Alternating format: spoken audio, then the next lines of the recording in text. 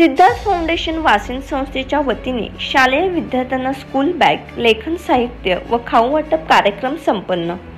महात्मा ज्योतिबा फुले व विश्वरत्न महामानव डॉक्टर बाबासाहेब आंबेडकर संयुक्त जयंती निमित्त सिद्धार्थ फाउंडेशन वासिन आयोजित एक वही एक पेन संकलन उपक्रमांतर्गत प्राप्त झालेले साहित्य वाटप कार्यक्रम भिवंडी तालुक्यातील जिल्हा परिषद शाळा हिवाळी व जिल्हा परिषद शाळा मोहाचा पाडा येथे सिद्धार्थ फाउंडेशन वासिन संस्थेचे अध्यक्ष अशोक गायकवाड यांच्या अध्यक्षतेखाली संपन्न झाला।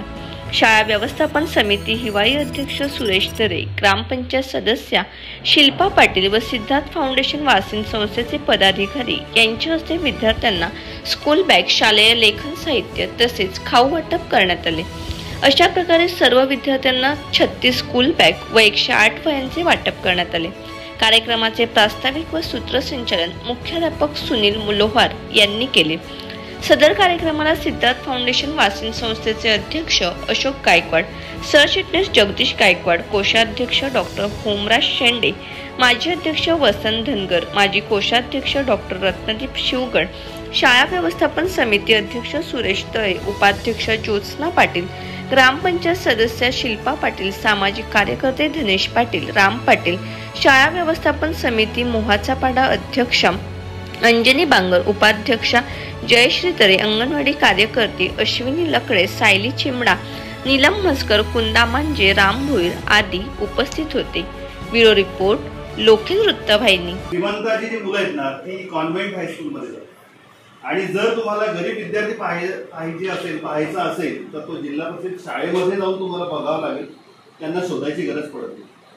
तर ही विद्यार्थी हे सगळे जे आहेत ते त्यांचे जे पालक आहेत ते पालक या विद्यार्थ्यांचं पोट, यांचं आरोग्य, यांचं शिक्षण हे सगळं हातावर घेऊन फिरतात। आणि वासिनच्या वतीनं या ठिकाणी जे गरजू विद्यार्थी आहेत अशा गरजू विद्यार्थ्यांना स्कूल बॅग, लेखन साहित्य आणि खाऊ वाटपाचा कार्यक्रम या ठिकाणी संपन्न होत आहे।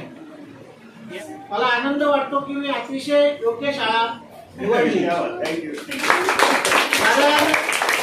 आमच्या सुनील पवार सरांविषयी जर सांगायचं झालं तर अतिशय ऍक्टिव्ह आणि उपक्रमशील शिक्षक आहे की ज्यांच्यामध्येच ऑलरेडी महापुरुषांची विचारधारा रुजलेली आहे आणि त्यांना वाटतं की माझा विद्यार्थी हा घडलाच पाहिजे। अशा आडाचे शिक्षक तुम्हाला लाभले याबद्दल मी त्यांना धन्यवाद देतो। कारण आज माहोल जर बघितलं तर खरोखरच त्यांचं अभिनंदन आणि कौतुक करण्यासारखं आहे।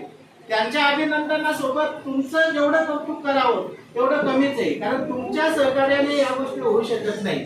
कुठलाही शिक्षक ग्रामस्थांच्या सहकार्याने, शाळास्थान समितीच्या सहकार्याने कोणतीही गोष्ट करू शकत नाही आणि या ठिकाणी त्यांनी ती करून दाखवलेली आहे। जरी शाळा आपल्याला पत्र्याची दिसत असली तरी अतिशय सुंदर आणि अशी बोलकी शाळा आहे। तर मी याच्या पुढे जाऊन आपल्या सर्वांना विनंती करेन की आज पत्र्याची शाळा दिसते तर याच्या पुढे दुमजली शाळा या ठिकाणी कशी येईल यासाठी संपूर्ण गावाने, शाळास्थान समितीने, ग्रामपंचायतने प्रयत्न करावा। कारण आता कुठेही पत्र्याच्या शाळा जास्त करून राहिलेल्या नाही।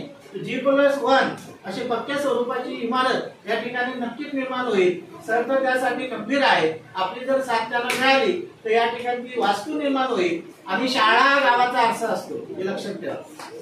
शाळा गावाचा आरसा असतो, शाळा हे मंदिर आहे। शाळेमध्ये विद्यार्थी घडत असतात आणि तेच आपल्या देशाचे भावी नागरिक असतात। जर एखादा विद्यार्थी या गावातून IPS झाला, कलेक्टर झाला किंवा तहसीलदार जरी झाला तर त्या गावाचं नाव उज्ज्वल होत असतं आणि त्याच्यामुळे शाळेला जास्त करून आपण प्राधान्य द्या। मी पुन्हा एकदा अभिनंदन करेल की तुम्ही खरोखर आता एक शिक्षकी शाळा चालवणं म्हणजे फार मुश्किल आहे, कारण ऑनलाईन कामामध्ये जसं सरांनी सांगितलं की संपूर्ण शिक्षक गुरफटून गेलेला आहे।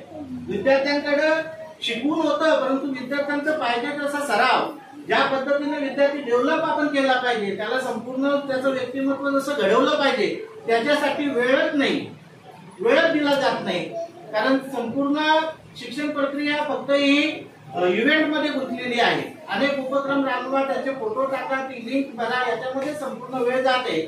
तर मॅडमला या ठिकाणी संधी दिलेली आहे तर त्या संधीचं सोनं त्या नक्कीच करतील अशी मी आशा या ठिकाणी व्यक्त करतो।